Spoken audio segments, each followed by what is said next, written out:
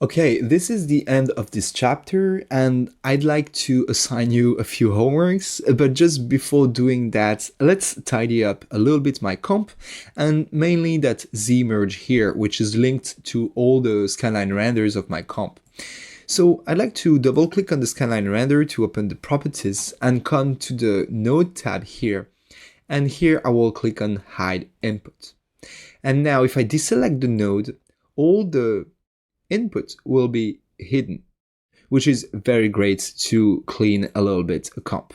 Now, well, let's move that guy a little bit and maybe create a dot here.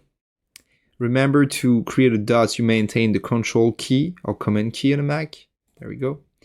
Now, one thing, just be careful when you use hidden links, because we tend to forget that we link nodes.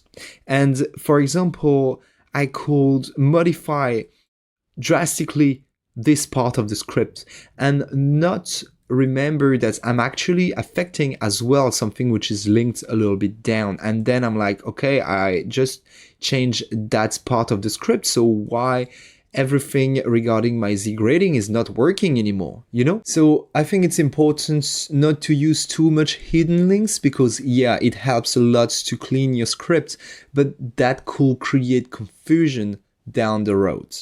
All right? Now for the homeworks. Well, I think it would be great if you were trying to work a little bit more with the Z grading and mainly to try to create your own mask using the Z pass and the grade nodes.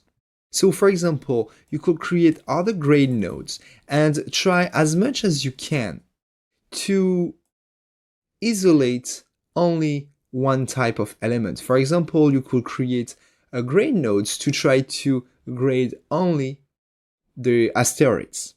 All right? Okay, maybe this is not right because this is white, this is black. Maybe we should invert it. I will leave you to decide that. And for the second assignment, I'd like you to try to play a little bit more with the Z defocus and try to create a rack focus. So remember, we can animate all the parameters in Nuke. Well, we could animate as well the focal plane. Let's imagine we were intending to create a miniature kind of filling shot with a very shallow depth of field, like if everything was very small. Now, at the beginning of the shot, we could imagine that the focus is on that rock. And we could create a keyframe here on the focus plane. And now we could go to another frame and move the focal plane to the planet here.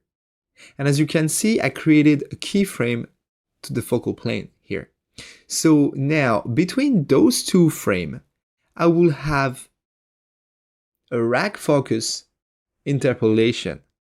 And that could look super cool. So I will let you experiment with that.